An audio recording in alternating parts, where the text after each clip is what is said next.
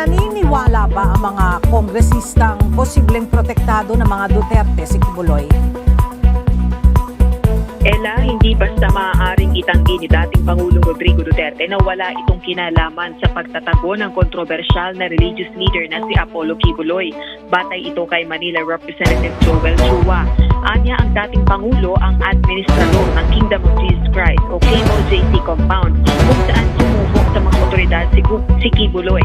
Dagdag pa nito, misleading kung hindi man deceptive o mapanlinlang ang naging pahayag ni Vice President Sara Duterte kung saan minaliit nito ang posibilidad na nasa KOJC compound si Kibuloy.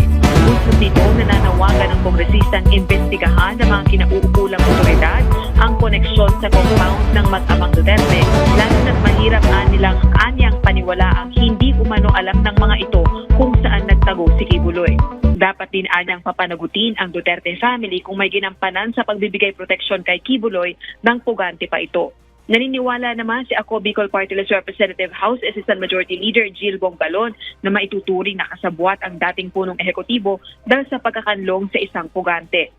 Maaari rin anyang maging batayan ito para sa isang petisyon ng disbarment laban sa dating presidente na isang abogado dahil sa pagiging kasangkapan umano nito sa paglabag sa batas. Balik sa iyo, Ella.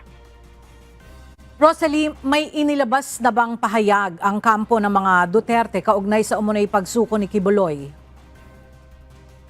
Sa ngayon, Ella, wala pang pahayag dito ang mag-amang Duterte na isinasangkot ng ilang kongresista dito sa House of Representatives at naniniwala sila na may koneksyon sa pagtatago ni Kibuloy. Sa ngayon, naghihintay pa tayo ng pahayag mula sa kampo ng mga Duterte.